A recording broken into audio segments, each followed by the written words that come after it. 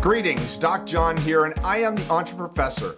If you are an elite student athlete and you're trying to figure out what the new NCAA rules mean for you in terms of entrepreneurial opportunities, this video is for you. For those of you not familiar, the Supreme Court recently ruled that the NCAA needs to allow elite student athletes to be able to use their name, image, and likeness to be able to generate revenue for themselves. As a result, student athletes can now be entrepreneurial and go out and use their name, their image, their likeness to generate revenue for themselves. And that opens up a world of possibilities and a world of opportunities. With this video, I want to point out 5 questions that every elite student athlete should be asking themselves if they want to develop an entrepreneurial mindset and start to take advantage of the opportunity that they now have to use their own name, image, and likeness to generate revenue for themselves. These questions are designed to help you think like an entrepreneur. So let's dive into the 5 questions. The first question is, who are your fans and what do you represent to them? In this, you're helping to identify what is unique about you and what is unique about your personal brand.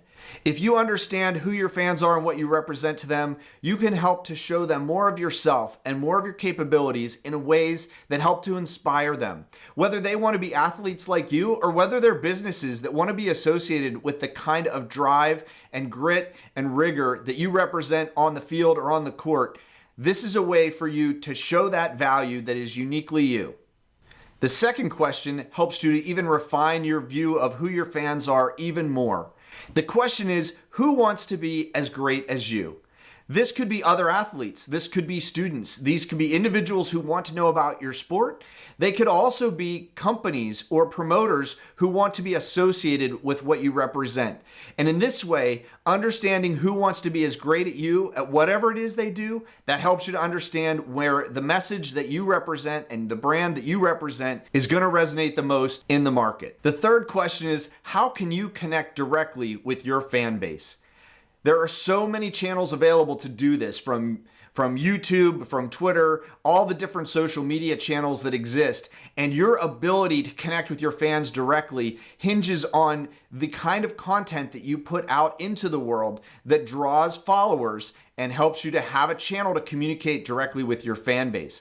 Not only can this generate revenue in terms of your followership and the kinds of revenue streams that these channels provide, but it can also give you the opportunities to connect directly with these fans, to promote products or identify sponsors who want to reach those fans, or even create your own merch and have your own products available that you can sell. So lots of different ways that you can monetize this channel once you have the ability to connect directly with your fans.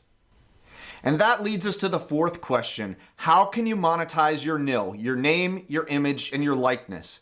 This can be any kind of product that you can associate your name, image, or likeness and convey it on, whether it's a t-shirt or an athletic bag or a mug.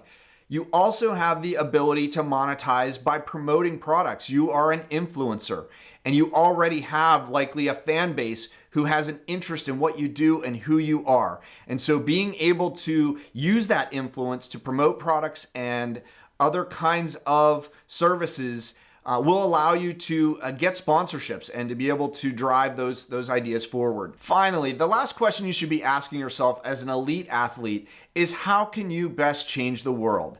What kind of a social impact can you have when your presence is strong and when you've developed a strong following and you have that close connections with your fans? So any opportunity you have to create a positive impact in the world, partnering with nonprofit organizations or non-government organizations or social impact organizations, or even just initiating projects yourself that are going to make the world better. So I hope these 5 questions are useful. I'm going to continue this series and start to talk more about the entrepreneurial mindset and the entrepreneurial process and how that could be applied to athletes who are trying to get the most of their name, image, and likeness now that the rules of the NCAA allow them to do so. If you have ideas about how we can do this, please put comments below. Let's share those ideas. And please, if you're interested, subscribe to the channel, click the notification bell. There will be more in this series about the entrepreneurial athlete. So stay tuned. Let's keep going.